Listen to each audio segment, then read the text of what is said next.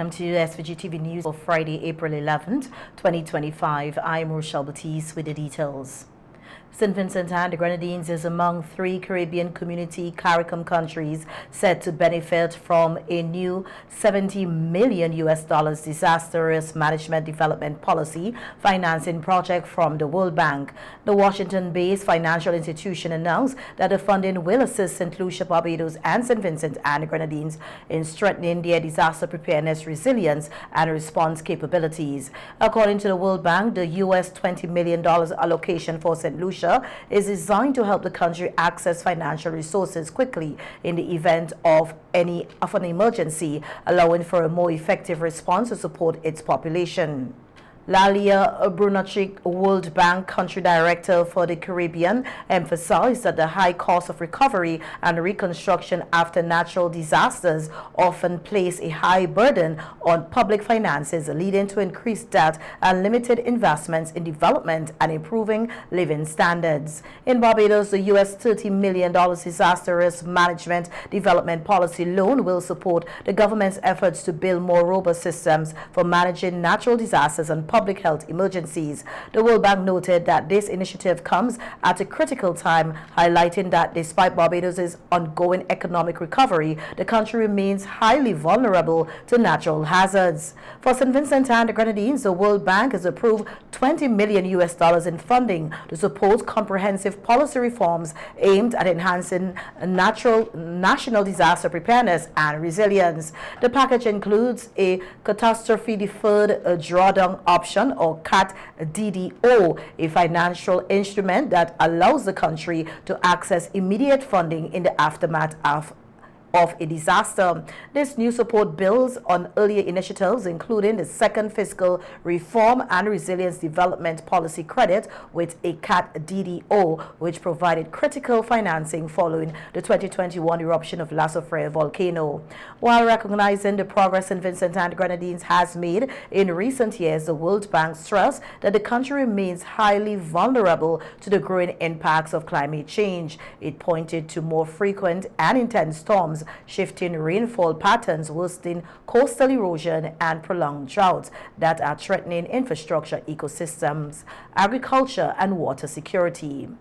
The bank also highlighted that the country's steep terrain and unregulated development increase the risk of landslides and flash flooding, further compounding vulnerabilities. These growing pressures, it said, threaten public safety, disrupt essential services, and highlight gaps in long-term disaster preparedness and planning. This was underscored by the impact of Hurricane Beryl, which made landfall on July 1st, 2024, causing an estimated $230.6 million in economic damage, equivalent to 22% of the country's 2023 GDP.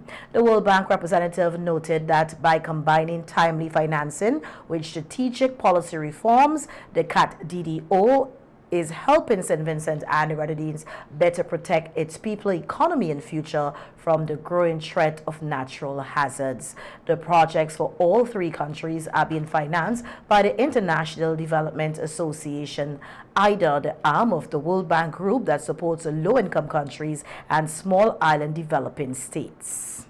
In other local news now, we hear that opposition leader Dr. Godwin Friday has expressed concern over what he describes as the abandonment of a $30 million greenhouse project located in the Montreal area. Speaking at a village meeting this week in the South Central Windward constituency, Dr. Friday said the project is yet another example of what he called a pattern of failed initiatives under the ruling Unity Labour Party administration.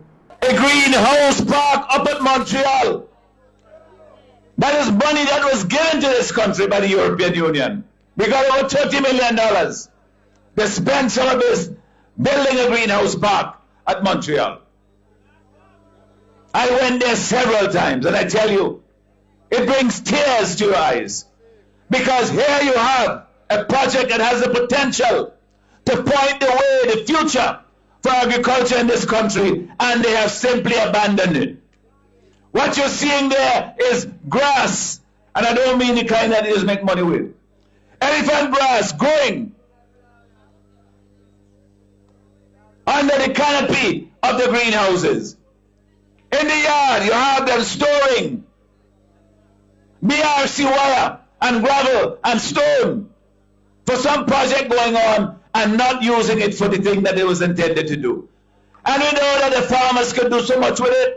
Dr. Friday emphasized that the abandoned facility represents not only a loss of public funds, but also a missed opportunity to boost agricultural productivity, create jobs and support rural development. He proposed several ways the greenhouse could still be put to productive use, including partnerships with local farmers and agricultural training programs. Ask them how that has affected their lives for the better. And none of them could tell you that it helped them. When I was up there some time ago last year, we talked to a farmer. They said, Friday, this thing has so much potential. We can use it for growing seedlings to supply to the whole community. We could create a cooperative and get the farmers to grow vegetables so you could supply the hotels and so forth. The hotel talk about $30 million in vegetables we're importing. We can do better than that. The opposition leader also called for greater accountability and transparency in the management of government-funded projects, adding that the public deserves to know how their tax dollars are being spent and what outcomes are being achieved. Assistant Commissioner of Police Trevor Bailey, who is in charge of crime with the Royal St. Vincent and the Grenadines Police Force, has underscored the importance of viewing children not only as a priority but as the nation's most valuable resource. He called on the public to take collective responsibility, ensuring children love and protection every day. ACP Bailey made the remarks on Thursday while addressing the Children's Symposium hosted as part of activities marking Child Abuse Awareness and Prevention Month 2025. The event was held under the theme, Children Are Our Priority, Protect Them so that their future can become a reality. Love should not only be confined to the environment or the space in which they live, but where they operate, because pretty often they spend more time away from home than at home. More hours are spent at school. And even as a teacher, we should see the love coming out from the teachers towards our children. Now, among us, we have evil people. And abuse is not just necessarily physical licks, but a lot of abuse takes place in this form of mental, sex.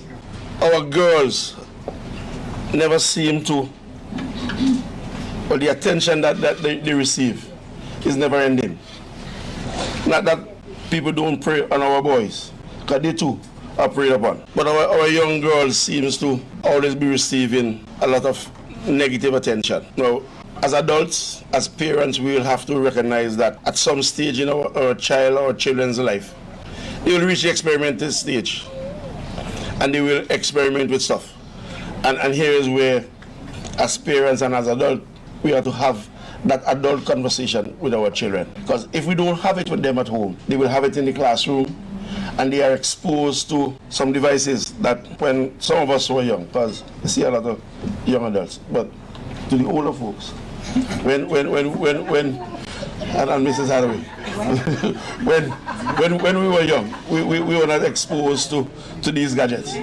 So a lot of things that is happening now, they learn pretty early and pretty young. So we have to pay attention to what our children are doing on these devices.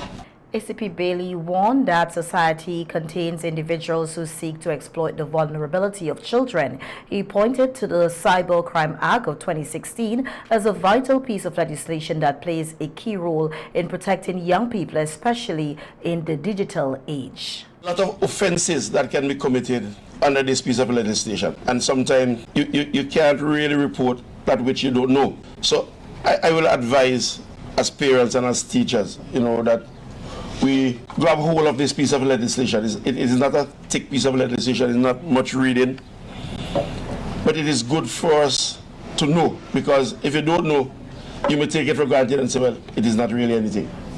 But if you are aware of what are the offenses that can be committed under this piece of legislation, you will see that it has the scope to eliminate from among us those wicked and evil predators that we have probably in our streets. Now, any sort of publication of any sexual activity with any children amounts to a criminal offense under the cybercrime legislation. So, if it is child pornography, if you send in photos of any child or children that are involved in any sort of sexual activity or in any pose. So it doesn't necessarily have to be sex. It may just be a pose. That in itself is a criminal offense. And the legislation, the lawmakers were so serious with this that they attached to it some very heavy fines. The fines that are attached to this piece of legislation far outweighs what we call crimes. Because sometimes we don't see or we don't categorize these as crimes, but they are crimes. So what will the normal scheme of things, that the theft and the woundings and the burglaries, they carry some little 1 year and 2 year joke to what is another cyber crime.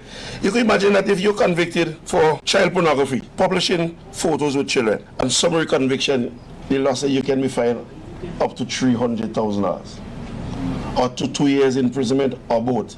ACP Bailey also took the opportunity to urge parents and guardians to maintain open communication with their children, especially daughters, about the risk of sharing explicit images online, pointing out that these images can resurface and cause a lifelong emotional and social damage. Because pretty often the requests will come and they're tempted and they figure, well, it's just between 4 eyes, his eye and my eyes. No. In the event that the phone falls in the wrong hand, or there's another partner that you're not aware of that is involved in this relationship, and one young lady finds her boyfriend's phone and sees photos of another, in an attempt to shame the other person, the photos are being shared. And the shaming really takes place. It is not confined to that individual child, but the whole family.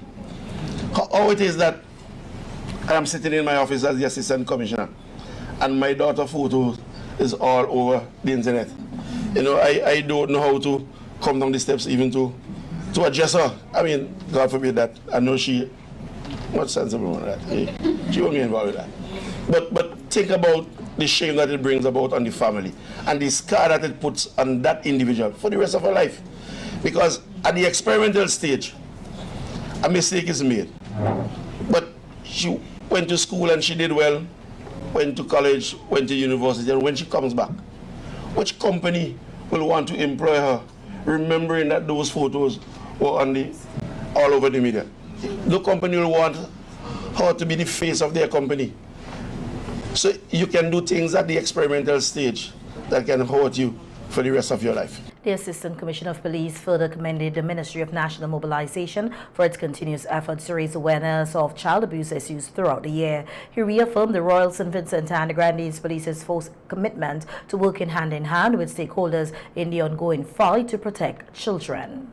And Minister of National Mobilization Kiesel Peters, who also holds responsibility for the protection and welfare of children, also addressed the Children's Symposium on Thursday and highlighted that this year's theme for Child Abuse Awareness and Prevention Month, Children Are Our Priority, Protect Them So That Their Future Can Become a Reality, is more than just a slogan. She described it as a resonant call to action that speaks to a shared national responsibility. Children are the heartbeat of our society. They are our promise. We heard that earlier today. They are our future and the very foundation on which the next generations will build. Every day, we witness their incredible potential to bring about change, to innovate, and to lead.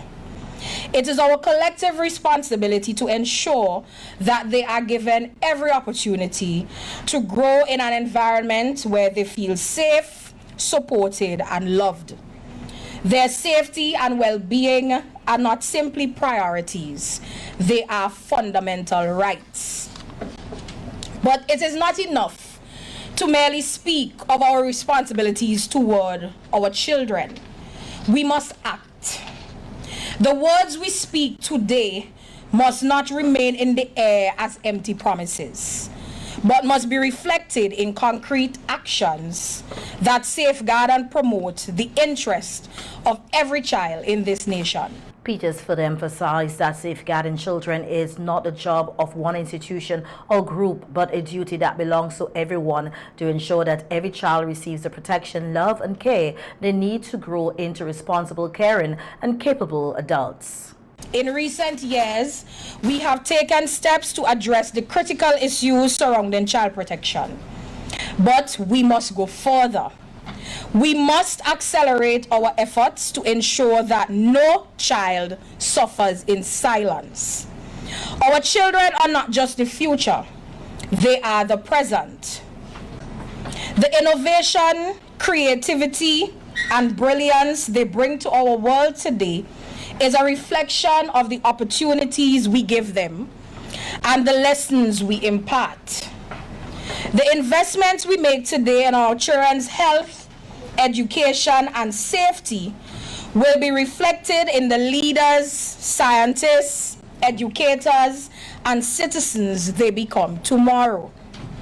I stand before you today not only to share the government's ongoing initiatives to protect our children, but to ignite a sense of urgency within each of us. The government minister acknowledged the progress they have made in prioritizing children's welfare as part of national development, but also noted that there is more work to be done. In fact, the budgetary allocation for child development programs has increased by 8% compared to the revised estimates of 2024. These resources will allow us to implement crucial interventions in 2025 that will make a tangible difference in the lives of vulnerable children. The establishment of a dedicated at-risk care center for children in need of protection due to abuse, where they will receive the care, support, and education they need to heal and thrive. We have also had a creation of a diversion services secretariat to oversee the implementation of the National Child Justice Committee, which will provide alternatives to detention for children in conflict with the law, offering rehabilitation programs that focus on education and restorative justice. We also have the development of a national diversion program, including in-school diversion initiatives in collaboration with the Ministry of Education to prevent young people from falling into the cycle of crime and incarceration. We also have the expansion of child rehabilitation counseling services to reach remote areas of our nation, ensuring that children in every corner of our country have access to the support they need to heal, grow, and flourish. The Children's Symposium, held as part of the National Observance of Child Abuse Awareness and Prevention Month, brought together stakeholders from across sectors to reflect, strategize, and recommit to ensuring the safety and well-being of children in St. Vincent and the Grenadines. Now we hear that Acting Prime Minister Montgomery Daniel is calling for a revival of traditional Easter activities, emphasizing their importance in preserving cultural heritage and foster national unity. Speaking on Wednesday during his appearance on NBC Radio Face-to-Face program, Minister Daniel expressed concern that beloved customs such as kite flying and Easter walks have seen a decline in recent years. So that Easter is always a time of a good feeling, and yes, the old tradition, the old culture would have existed, and particularly for me, I would have appreciated it very much over the years. I enjoy the kite flying.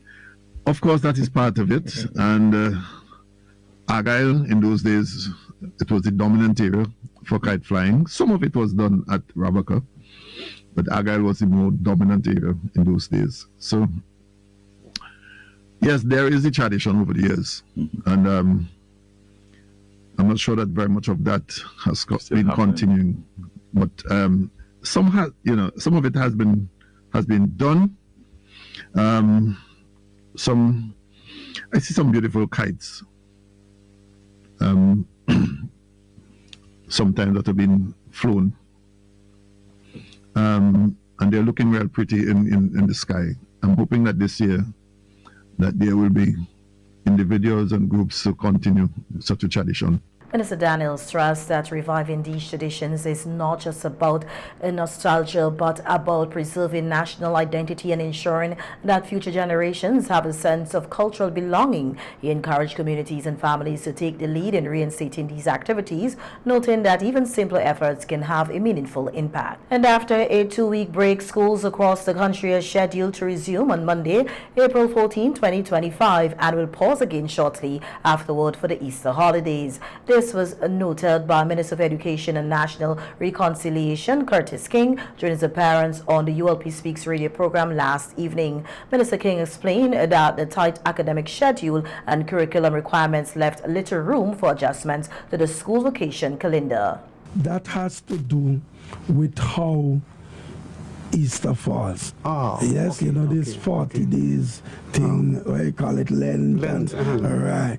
So basically, the school year is basically organized around CXC examinations and also in such a manner that it does not run into the carnival. Okay. So the terms, they have their specific number of weeks, and doesn't matter where Easter falls. Once you get in the time period and it is not running into carnival, then you're going to find that you're going to have, sometimes Easter happens before, sometimes Easter happens after. And for the Friday they have the holiday, and Monday they have the holiday. And following upgrades to several schools across the country, Minister King said that 2 more groups of students are expected to move into their newly enhanced school facilities soon. Enhance some schools. Well, actually build a completely new school, that is the Sandy Bay Secondary School, and refurbish 3 primary schools and 5 secondary schools. And substantive work I'm talking about. And for we have already enhanced the St. Vincent Grammar School, the Barley Anglican and the Barley Government. And during this third term, 2 more groups of students will be going into their enhanced facilities. The Sinclair Deacon Secondary, who will be going into their main building, and the Beckway Anglican High School, that has a substantially new building. That's basically it, and they too will be moving in to their new schools.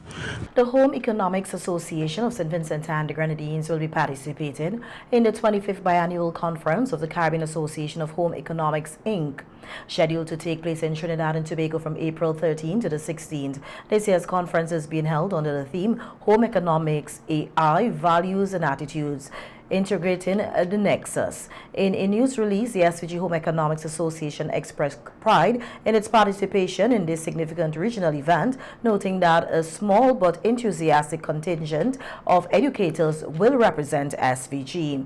The 2025 conference is expected to explore the evolving relationship between home economics and emerging technologies, with a particular focus on the integration of artificial intelligence, or AI, into both educational practices and daily life. The theme reflects growing interest in how values and attitudes intersect with technological change in shaping modern home and family life. St. Vincent and the Grenadines previously hosted the biannual conference in 1993 and again in 2011, playing a key role in the development of home economics across the region. The upcoming event will feature a series of pre-conference and in-conference workshops designed to expand participants' knowledge and practical skills in a range of home economics domains, including nutrition, family resource management, textile design, and sustainable living practices. The SVG Home Economics Association views the conference as a valuable platform for both personal and professional development, offering educators the chance to exchange ideas, gain new insights, and stay ahead of innovation in the rapidly changing world. Looking to the future, the association expressed hope for increased private sector support, which would enable larger delegations of local educators educators to participate in upcoming conferences. Broader participation, the association notes, will not only strengthen the professional capacity of educators, but also enhance the national profile of home economics as a vital discipline contributing to sustainable development and lifelong learning.